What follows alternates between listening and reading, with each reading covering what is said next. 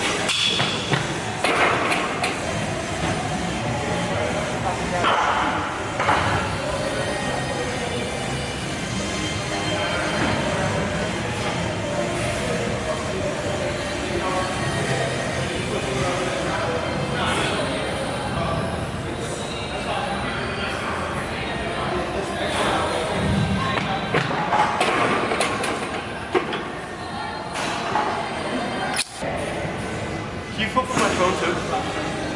Just in case it dies. Or right here? Yeah.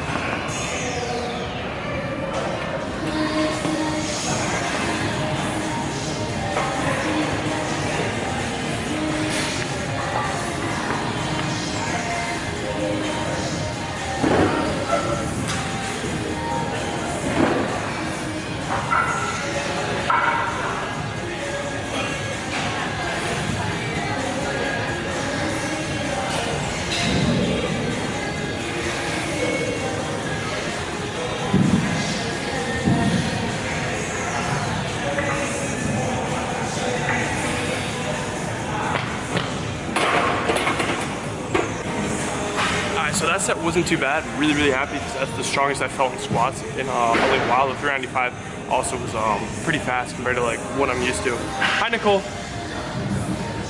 I also have these new shoes, which they fit a lot better, so I guess that could help me a little bit. More on that later. On the second rep, I sunk it pretty deep, so that was pretty slow. But after that, it was pretty good on the third one. So I guess I'll say RP.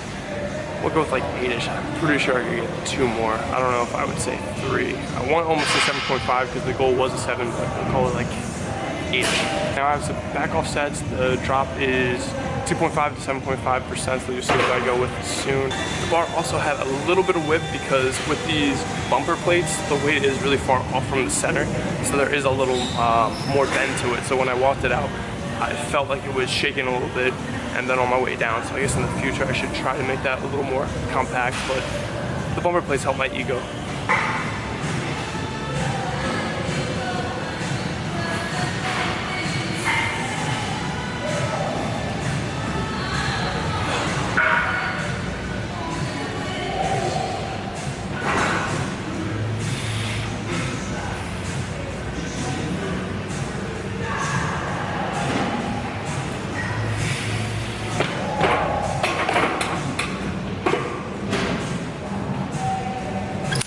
Alright, so the next exercise we have is hip thrust. Instead of, I'm not doing bench as my second exercise because I'm not benching at all today. Lately what I've had, I had quote-unquote injuries like pull strain. So right here, at like the top of my bicep, probably right around here, feels like there's a pull. So when I'm deep into the press, sometimes I feel it at the bottom or initiating the press like at this this portion of the movement, and then I feel it there. So what I did is I ignored it at first, it didn't go away. So not a good idea always. Some things you can ignore. The second thing I did was I took like 2 days off of benching and saw how it was on the third day. Didn't hurt too much, so I was like, all right, maybe I can train with it. 3 days later, it was a little bit worse. Again, like it's never been something like really bad, so I took, starting I think this past Monday or so, I decided to take a full week off. So now it feels a good amount better, but I'm just gonna want to finish out the full week, take today and tomorrow off of benching, and then test it on Monday. So taking a full week to let that recover, and hopefully it'll be good to go again. My bench was actually moving too, so I'm a little not happy about that. But now we're gonna do hip thrusts. I have sets of 12s, and what I'm doing to still get that chest volume in without having, I guess, that pressing motion or that stretch. So I'm doing like flies and not like stretching all the way back to where I pull there. Doing pretty much right here so that my chest gets to contract in this spot. So still trying to keep that volume up for my chest to get some tickle bitties. So hip thrust time.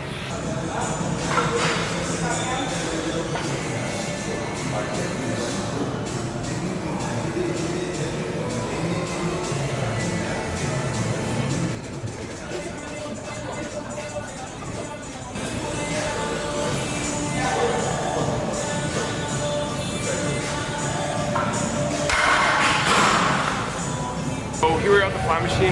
Crunch is a really good fly machine. So I'm just gonna be doing this to get that chest volume, because if I'm not benching, I'm missing out on 5 working sets. So I work up to a top single and then 4 back offs, missing those 5 top sets, and then also the warm-ups even more volume. So I do about 5 sets of these. I'm gonna superset it in with some kind of pull. Probably gonna do a vertical pull, so some lat pull downs. I've just been doing like sets of 15 to get a good pump, and I've never had a like crazy chest pump like when I do flies. And I think this is better than dumbbells too, because you get a horizontal resistance, because your chest fibers on your chest are going this way, so you need to have resistance in this plane to bring it together, because when they contract, it's shortening in this direction.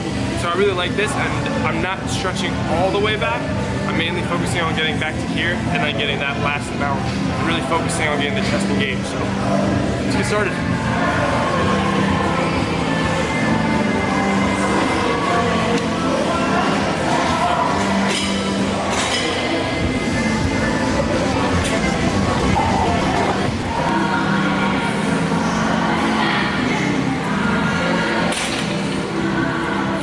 So just gonna superset that in with some pulls. Let's pretty much just work on your hugs.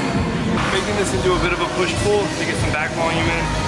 If you want to be stronger than me and you go to a Crunch gym, I'm using 209 pounds. They're weird here. 209 is 95 kilos for 6 to 10.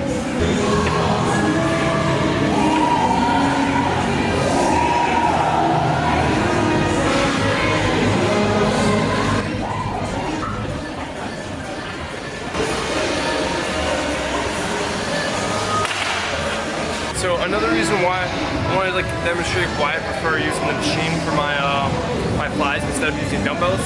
So when you're down here and you're doing flies, you come down here and this is where gravity is most opposed. You're working against gravity, so it's pretty much like 100% of the force is in the vertical plane, and that's the dumbbell, that's all you've got.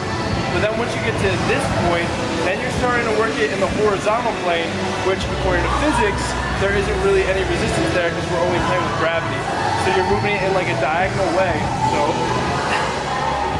So you're not really taking the full, you're not getting the full load of the dumbbells and opposing that when you do those. So that's why I like working with like cables or this machine, so I can really get that, I can line up the force that I'm going against with the muscle fibers and really get the full engagement throughout. So that's why I would definitely recommend like using some cables or using a machine to hit your flies and not go with the dumbbells. It's the same thing with like bicep curls. When you're doing a bicep curl, which is my 5-pound dumbbell right here. When you're doing a bicep curl, the beginning of the motion is going in the horizontal plane. It's in like a diagonal motion. But then once you get here, that's when you're fully going against gravity and getting the full load of the weight. But then again, once you get to this portion, then you are pulling it in diagonal plane again. So even with bicep curls, I would say cables are good for that reason.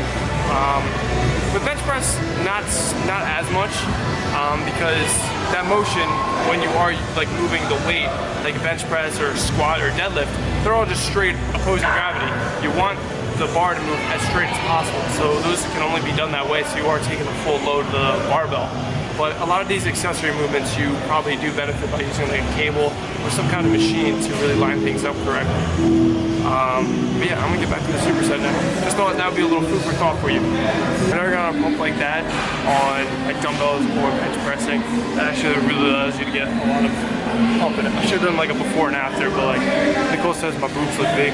We're doing the 3 exercise superset. Our biceps, triceps is like a dip thing, and then also there's like a lateral raise. Got hoist machine so they move with you. Doing 145 and all sets are to 15. Doing 4 rounds of it.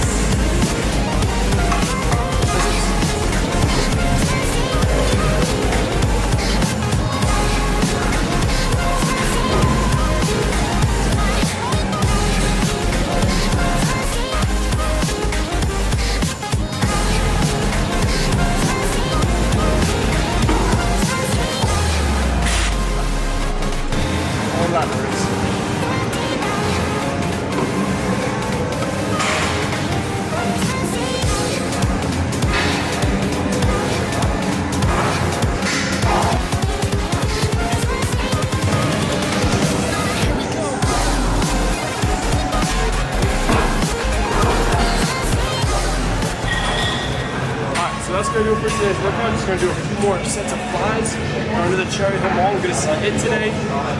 Like, comment, subscribe if you haven't already, and I'll see you in the next video.